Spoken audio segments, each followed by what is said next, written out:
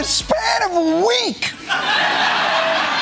Democrats have gone from the despair of a certain Trump presidency to the joy of a statistical tie. Which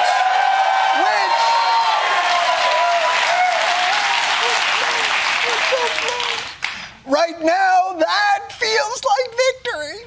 Already, the prospect of her candidacy has injected enthusiasm and energy. She's received a tsunami of grassroots support and cash. She's raised a staggering $200 million since President Biden dropped out. It's a Zoom world record.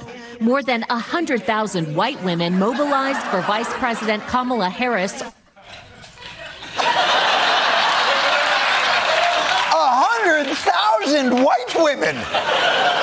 That is a giant group of white women. I believe the scientific term is actually a goop of women. That is called a goop of women. $200 million they've raised. A united, enthusiastic Democratic Party. A huge reversal in 1 week. And they said it couldn't be done. Joe Biden is going to be the nominee. This is fantasy stuff. This is good for TV, but Biden's not going anywhere. This is not an Aaron Sorkin, West Wing episode here. This is real life. Joe Biden is our nominee, and he will be our nominee. We literally have three choices as Democrats. Either you vote for Donald Trump, you vote for Joe Biden, or you stay on the couch.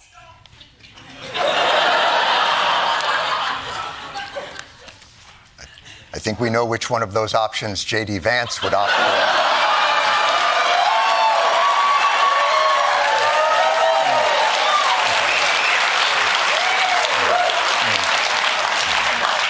Even I don't feel good about that joke. What do I know? A simple pink pony grandpa. Let me explain very quickly. That's apparently a reference to being a Chappell Roan fan, which I totally am. Now, somebody in the audience, we have young people come here. But listen, man, the pundits all said it couldn't happen, but it did happen, and the Republicans are not very happy about it. They just steamrolled democracy. The Democrats are trying to hijack democracy. The ultimate election interference. This was a coup inside the Democratic Party. A coup d'etat. A bloodless coup. But I get it. If I thought I had this thing in the bag, and you were going to be going up against old Joe Biden, and then they pull this, I'd be like, Ref, open your eyes. How can you not say they're cooing? They're cooing. And by the way, I love that guy's disappointment in the phrase bloodless coup. This is a bloodless coup. What kind of fun is that? At least we brought bear spray and nunchucks. But you know what? I do understand that they're upset. It makes sense. So how about we do this? Out of fairness, I'm a fair person. You can replace your old guy too. That's fine.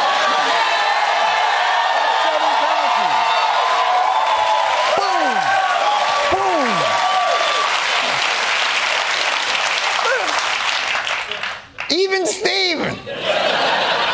By the way, speaking of your old guy, he responded to the change to Harris in the Trumpiest way possible. Donald Trump posted this on his Truth Social account, quote, "So we are forced to spend time and money on fighting crooked Joe Biden. Now we have to start all over again. Shouldn't the Republican Party be reimbursed for fraud?" Do you have any idea how much money on Let's Go Brandon ear bandages I've spent? Made in America via Bangladesh. My Trump is too Jerry Lewis. Well, what's done is done. You're going to have to shift gears, recalibrate. You've had Cookie Joe and Sleepy Joe on speed dial. You're going to need a new line of attack. She doesn't like Jewish people. Join the club. We're getting crushed out there. Right now, I'm not even sure how much we like ourselves. It's not like the old Seinfeld days when we were riding high, dun-dun-dun-dun-dun-dun.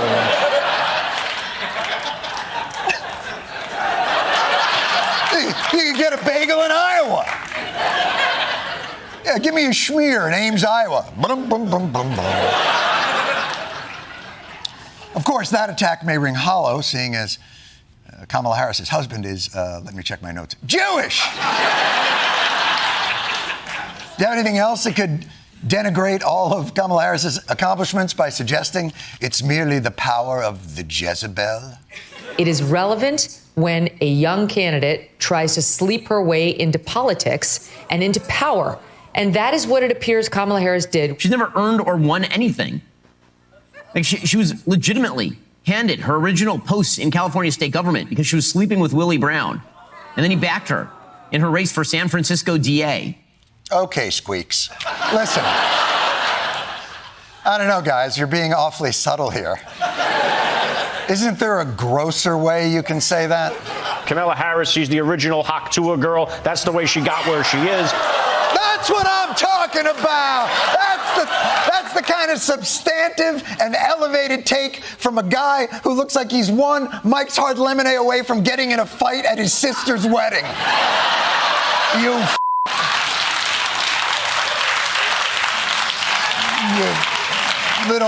little tuft of hair on it. You're not fooling anybody, Baldy. So sexist saying Kamala Harris slept her way to the top. Joe Biden and Donald Trump literally slept their way to the top, and we never heard a peep about it. Does anybody have a substantive critique? Her record is extraordinarily radical. Let me say at the outset, Kamala can't have my guns, she can't have my gasoline engine, and she sure as hell can't have my steaks and cheeseburgers.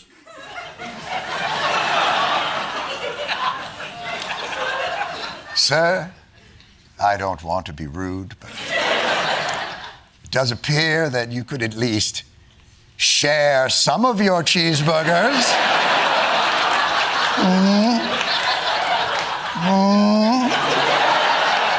Looks like you'll still be okay, is that right? Tubbs. Good to see you have mutton chops in case you get hungry. But is Harris really that radical? If you combine Bernie Sanders and Elizabeth Warren, you get Kamala Harris.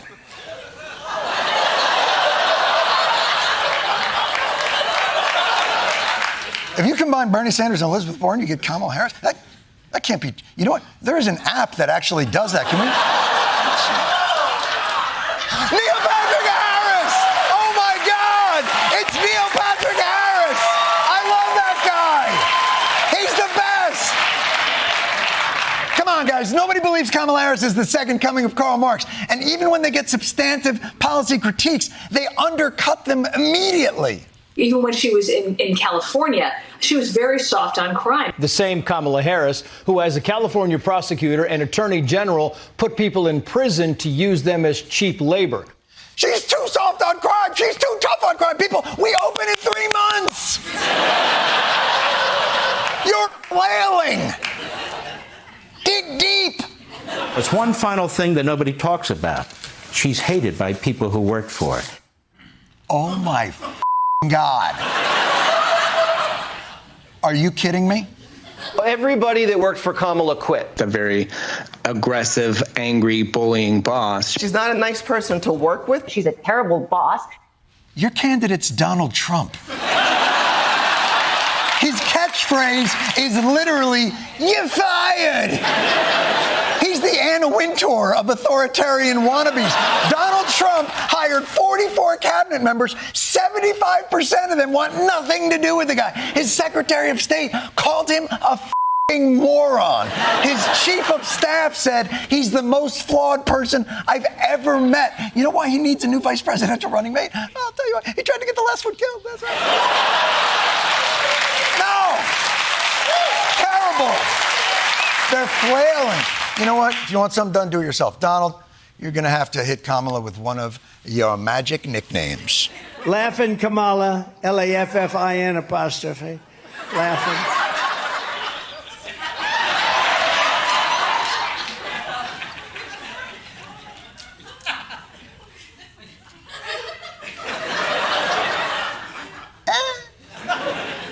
So now we have a new victim to defeat. Lion Kamala Harris. Lion. L-Y-I-N apostrophe.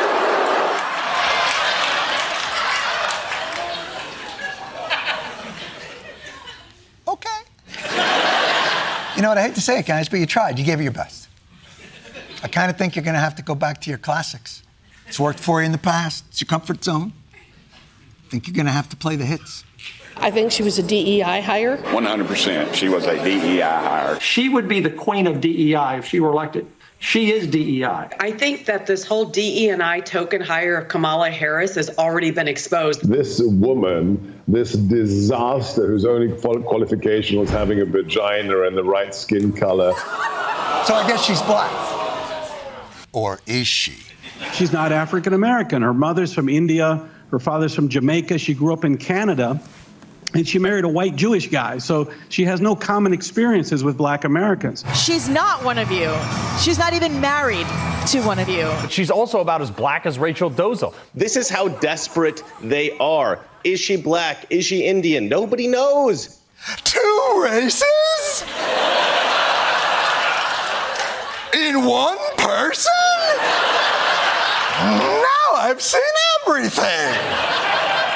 I heard she sent a DNA to 23andMe and it broke the computer. I don't know what to do. Goodness gracious. If these people ever saw a Pizza Hut / Taco Bell, they'd lose their f***ing minds. Democrats are super fired up about having a candidate who isn't legally dead. Nearly every night now, huge groups are gathering on Zoom to raise money. It started with black women for Harris, and then black men for Harris, and then white women. And last night, white dudes took a break from trying to have sex with Asian women to do their Zoom call. Monday night's White Dudes for Harris live stream raised more than $4 million, according to organizers. More than 150,000 people were on the call. The call included possible Harris running mates, actors, labor leaders. Among the stars were Mark Hamill, Josh Groban, Joseph Gordon-Levitt. Actor Jeff Bridges throwing in his star power. I qualify, man. I'm white, I'm a dude, and I'm for Harris. I'm so excited. A woman president, man. How exciting. I mean, it is cool that they got Jeff Bridges, but if anyone was waiting to see who the Big Lebowski endorses, I don't think that's the group that's going to remember to vote. But 150,000 white dudes joined this Zoom because nothing says I will do anything for this candidate like clicking on the Zoom link from your toilet. The white dudes did raise a lot of money, although the Zoom went off the rails when someone asked if anyone had a favorite Bob Dylan album. And I personally am glad they found a way to make segregation progressive, but I'm just saying, historically, it's not great when white people develop racial awareness, okay? It starts out like, hey, let's just hang out, and then soon it's like, hey, this is fun. We should get some uniforms. The Democrats aren't waiting for a debate to go on the offense. They've been subtly field testing a new line of attack, and see if you can spot it. The way they address people, it is bizarre. It's weird. It is weird. That stuff is weird. They come across weird. They seem obsessed with this. A super weird idea from J.D. Vance. Yeah, it's not. I mean, it's quite weird. They're just weird. More weird. It's just plain weird. Weird? What about Donald Trump is weird?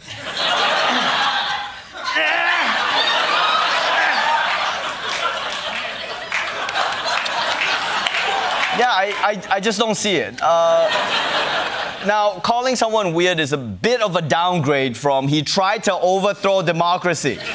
On the other hand, you know, that message didn't really stick. I mean, Democrats spent 4 years being like, hey, everybody, remember January 6th? And most Americans were like, we don't remember and or care.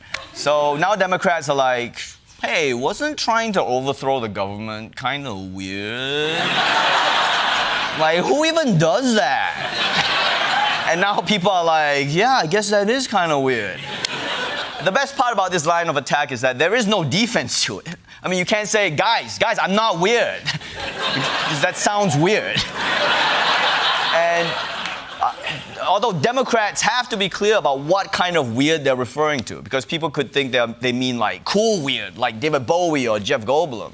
They gotta be like, no, we mean weird, like the Penguin from Batman. what was up with that guy? It's like, hey, I'm a bad guy, but I'm also into Antarctic wildlife conservation. And one of the weird things that they've been hitting them on is this comment Vance made in 2021. We're effectively run in this country via the Democrats, via our corporate oligarchs, by a bunch of childless cat ladies who are miserable at their own lives and the choices that they've made, and so they want to make the rest of the country miserable too. Yeah, I mean, if you have friends who've chosen not to have kids, you know how totally miserable they are. Oh no, I got too much disposable income. My life is so hard. I can fly business class. I still have a sex life. Please kill me. So after getting backlash, J.D. Vance tried to do damage control, but it turns out he didn't misspeak. He's been shit-talking childless people for years.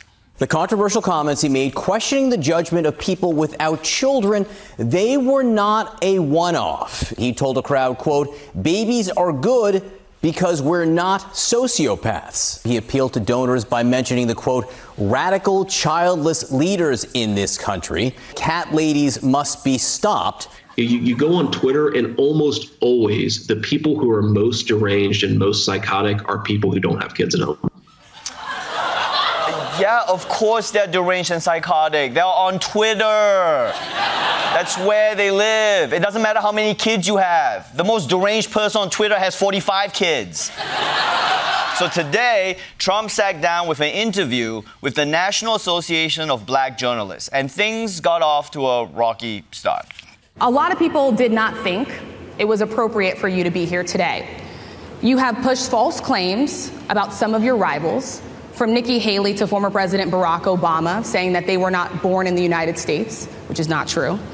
You have told 4 congresswomen of color who were American citizens to go back to where they came from. You have used words like animal and rabid to describe black district attorneys. You've had dinner with a white supremacist at your Mar-a-Lago resort. So my question, sir, why should black voters trust you after you have used language like that? Tough question. But hey, at least this is a good chance for former President Trump to address the concerns of black voters by answering with civility and grace. Well, first of all, I don't think I've ever been asked a question in such a horrible manner, a first question. You don't even say, hello, how are you? Are you with ABC? Because I think they're a fake news network, a terrible network. Okay, not a great start talking to a room full of black journalists, but you can still recover. I think it's a very rude introduction. I don't know exactly why you would do something like that. You invited me under false pretense, and then you were half an hour late, just so we understand. I have too much respect for you to be late. I think it's a very nasty question. Wow. I have answered the question. I have been the best president for the black population since Abraham Lincoln. That's my answer. Better than President Johnson, who signed the Voting Rights Act? For you to start off a question and answer period, especially when you're 35 minutes late because you couldn't get your equipment to work, in such a hostile manner, I think it's a disgrace. Wow. Trump was like, listen up, black people. You're always late. Your microphones are ghetto, and I'm Abraham Lincoln. I mean, I think he just won the black vote. For most politicians or anyone else on earth, that would have been a low point of the interview. But because it's Donald Trump, it somehow got worse. Do you believe that Vice President Kamala Harris is only on the ticket because she is a black woman? Well, I can say, no, I think it's maybe a little bit different. So I've known her a long time indirectly, not directly very much. And she was always of Indian heritage, and she was only promoting Indian heritage. I didn't know she was black until a number of years ago when she happened to turn black, and now she wants to be known as black. So I don't know, is she Indian or is she black? She is always identified as a black woman. She went to a historically black college. I respect either one, but she obviously doesn't, because she was Indian all the way, and then all of a sudden she made a turn, and she became a black person. Just to be clear, sir, do you believe that I think somebody should look into that too when you ask continue in a very hostile, nasty tone. I don't know what's worse, that he thinks she turned from Indian to black, or that he thinks someone should look into that. Right? Who should look into that? Like, does he think the FBI is the federal black investigators? I don't think she turned from Indian to black, okay? She's Indian and black. Like, what does he think happens? When the time is right, Indians go into a cocoon and they play some Drake and they come out black. It's very clear that Trump doesn't quite know how to handle Kamala Harris right now. He's trying to find the angle of attack.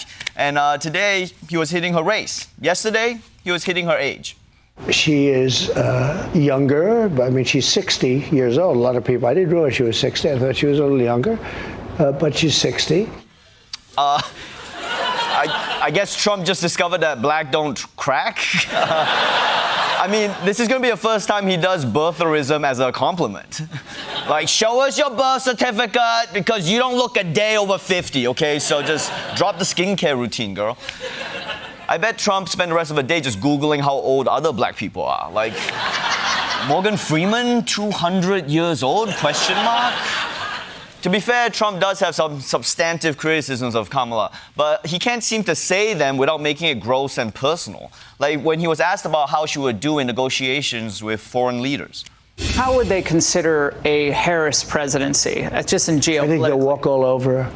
I think they'll look at her. I think they'll walk all over her. She'll be so easy for them. She'll be like a play toy. They look at her and they say, we can't believe we got so lucky. They're going to walk all over her. And I don't want to say as to why, but a lot of people understand it. He's like, I don't want to say why she'd be a bad president, but, you know, the he and the hoo-ha and the fellas get it. I'm pretty sure Kamala can handle world leaders, okay? I mean, she did just overthrow the president of the United States. And also, nobody was easier to manipulate than Donald Trump. Like, foreign leaders just had to roll out the red carpet and Trump treated them like a best friend. I mean, Saudi Arabia bone-sawed an American journalist and Trump was fine with it because they let him touch an orb. I mean, I'm pretty sure none of this is getting to Kamala. Right now, she's on top of the world because she's enjoying life as the Democrats' new messiah. Atlanta turned up and turned out for Vice President Harris, and a rap star came with a new slogan for campaign merch. Megan Thee Stallion and others made this the largest crowd of Harris's young campaign. More than 10,000 people filled a downtown arena. Well, Donald, as the saying goes, if you've got something to say, say it to my face. Thousands waited hours to see Harris speak. Does she make it easier for Democrats to win Georgia in November? Yes. Yeah, we're so excited. We don't have to vote for Joe Biden anymore. Boo, Joe Biden, boo. You know, I do feel bad for Biden. Like, everyone's going crazy for Kamala, and he's at home with COVID going, who is Kamala? And I've never seen so much joy for a statistical tie. This is like when people cheer after their plane lands. It's supposed to land, okay? That's the bare minimum. When this election started, I thought it would be mostly about abortion or maybe immigration, but things took a weird turn this week, and now it seems like the most dominant issue is Indians. As you all know, Vice President Kamala Harris is of Indian and Jamaican descent, and who better to understand the nuance of being mixed race than this guy? Former President Donald Trump now facing backlash after questioning Vice President Kamala Harris's racial identity during the National Association of Black Journalists annual convention. She was Indian all the way, and then all of a sudden she made a turn and she became a black person. After the event, the former president posted a video on his social media where Harris called herself Indian in a cooking video with comedian Mindy Kaling. Okay, so what we're going to cook today is an Indian recipe. Yes. Because you are Indian. Yes. But actually, we're both South Indian. Yes. You look like the entire one half of my family. Damn, I forgot how weird The Office got after Michael Scott left. So Trump posted this video, but I'm like, how did he even find this? Was he doing deep Oppo research on Mindy Kaling's Instagram page? Like, how far down the Mindy rabbit hole did he go? Is he gonna come out next week like, Kamala Harris is not black and Mindy and BJ Novak belong together, okay? Do the right thing, BJ, make an honest Indian out of her. And also, this doesn't even prove his point. He's saying that Kamala identified as Indian and not black, and this is a video of her saying, I'm half Indian. Like, what does Trump think the other half is? Woman? She's half Indian and half woman. That's one thing. How does this guy not understand what half means? Like, he constantly tells us he's a genius, but he can't comprehend a golden doodle? Also, by the way, Trump doesn't get to decide how black a black person is. Only Kendrick Lamar can do that, okay? So, Kendrick, weigh in here. Meanwhile, the Trump campaign has Indian problems of its own. J.D. Vance has been getting attacked by white supremacists because his wife is Indian. And if you're thinking, wow, if someone insulted my wife, I'd go apeshit on them, then you are not J.D. Vance. Look, I love my wife so much. I love her because she's who she is. Obviously, she's not a white person, and we've been attacked by some white supremacists over that. But I love Usha. She's such a good mom. Yeah, wow, way to casually defend your wife against white supremacists, J.D. I mean, I'm not a romance expert, but I don't think everyone wants to hear, she's not white, but I love her, right? That's not a message you're gonna see on those Valentine's Day candies. I mean, look, I hope those won his wedding vows. Like, look, you're obviously not white, but I do. Enough about Indians, let's move on. Because while J.D. Vance is doing J.D. Vance stuff, Kamala still needs to announce her running mate. We now know we are just days away from finding out who Kamala Harris's running mate will be. Harris now moving at warp speed. Her campaign just over a week old, but she's already expected to announce her running mate in the coming days. The two will then hit the road together, visiting several key battleground states, starting with a rally in Philadelphia on Tuesday. Madam Vice President, have you chosen your VP yet? Have you chosen yet? Wow, what a change! The Democratic nominee for president walked up a flight of stairs while talking with a head turn. She turned her head while walking. And none of us were covering our eyes and clenching our assholes. I mean, compared to Biden, she's like Simone Biles up there. Kamala is expected to pick a running mate any day now, and according to reports, it's come down to about 5 finalists who all bring different strengths to the table. You've got Pete Buttigieg, the only man in America who goes viral on Fox News for non-racist reasons. There's also Andy Beshear. He's the popular governor of Kentucky and the first person with his accent to ever say the phrase trans rights. You've also got Minnesota Governor Tim Walz. He's actually the one who started calling Donald Trump weird, which again, I just don't see it. The late, great Hannibal Lecter is a wonderful man. Totally normal here. Another top candidate is Mark Kelly, aka Senator Clean. This guy is a fighter pilot turned astronaut, which is extremely badass. I mean, how would Trump even attack this guy? Look at this Top Gun loser who went to space. Oh, shit. This guy would be so good against Vance at the VP debates. He'd be like, oh, you wrote a memoir about your hillbilly family? That's cool. I jacked off in space. Checkmate. Plus, he's got an identical twin brother who's also an astronaut. Like, how cool is that? This is just like the Kelsey brothers if they stayed in school. I mean, just think of all the crazy pranks they could pull. They could switch places, and now the other twin is the one doing absolutely nothing as VP. But as of today, it looks like the front runner is Pennsylvania's Josh Shapiro. He's popular, he's the governor of a pivotal swing state, and I know I'm a foreigner who can't understand English, but just listen to this guy speak, because, I mean, is he doing an Obama? You could not have a clearer contrast in this race. You could not have a clearer contrast between Kamala Harris and Donald Trump. Now let me tell you something. He's pretty afraid. Y'all see, he's backing out of the debate now. He's afraid to stand toe-to-toe with our vice president. It's because he can't run away from his record any longer. Okay, that's not just me, right? Like, we all hear that? Like, I was almost expecting him to be like, and that's why you should vote for me, Josh Hussein Shapiro. It's like he's hyping himself up for politics by listening to Obama's old speeches, and the cadence is like getting stuck in his head. I mean, I bet if I put a photo of Obama up on the screen, you would have no idea it was a Josh Shapiro speech. He knows what he's doing, He's got no guardrails around him anymore, and he's told us what he wants to do. What Maya Angelou say, when someone tells you who they are, believe them. I mean, even the Maya Angelou reference is laying on a little thick. I wouldn't be surprised if Obama asked him for his birth certificate. I mean, wait, are you me? At this point, it could be smart for Harris to pick him. I mean, she could be like, hey, Trump, you think I'm pretending to be black? Well, check out my VP. Anyway, soon